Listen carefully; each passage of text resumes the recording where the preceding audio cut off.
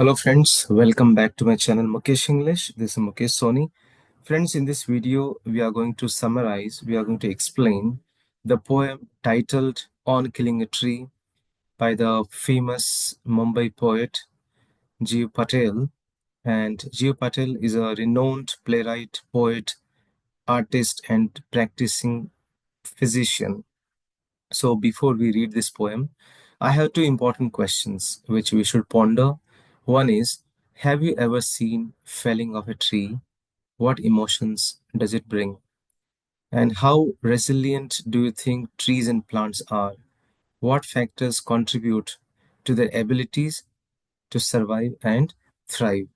So, On Killing a Tree is a very powerful and anti deforestation poem by Gieve Patel, an Indian poet and the environmentalist.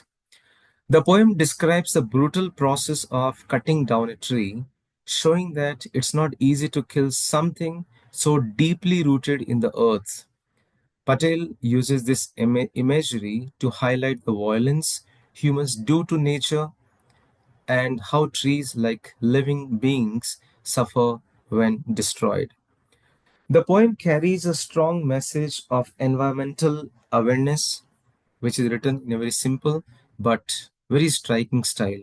So let's read the stanza wise. Stanza number one. The poet says, "It takes much time to kill a tree, not a simple jab of the knife will do it. It has grown, slowly consuming the earth, rising out of it, feeding upon its crust, absorbing years of sunlight, air, water, and out of its leprous hide sprouting leaves." So what does the poet say here? In this stanza, the poet says that killing a tree is not easy. Just a small cut with a knife won't kill it. A tree takes many years to grow as it slowly absorbs the nutrients from the earth, the sunlight, air, and water from the environment. Its bark may look rough and diseased, means leprous hide. Its bark may look rough and diseased, but it still gives rise to fresh leaves. Still, the tree is able to produce, is able to bring out the fresh leaves. So the poet is showing how strong and deep rooted the trees are. Second stanza, the poet says, "So hack and chop, but this alone won't do it. Not so much pain will do it.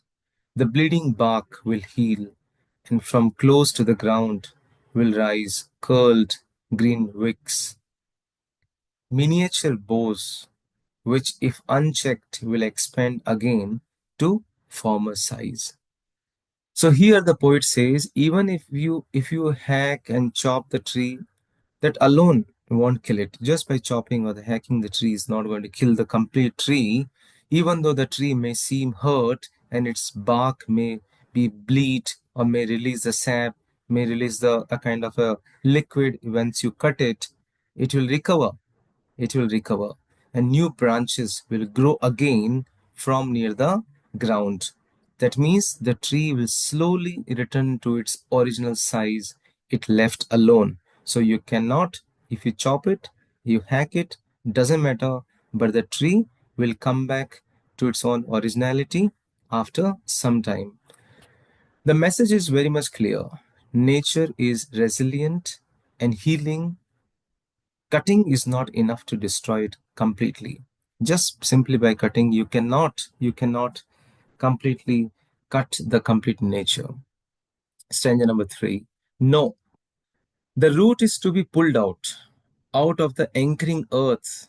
It is to be roped tight and pulled out, snapped out, or pulled out entirely, out from the earth cave, and the strength of the tree exposed. The source, white and wet, the most sensitive, hidden for years inside the earth. In this stanza, the poet explains that to completely kill a tree, what should you do? If you want to kill the tree completely, One must remove its roots from the earth. The roots are what anchor the tree and gives it life. It's only the root which is holding the tree and giving a life to it.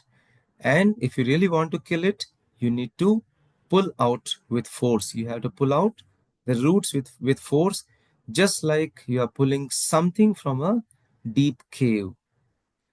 The poet describes the roots as white, wet, and sensitive. That means they are vulnerable, but they have been hidden and protected underground for many years.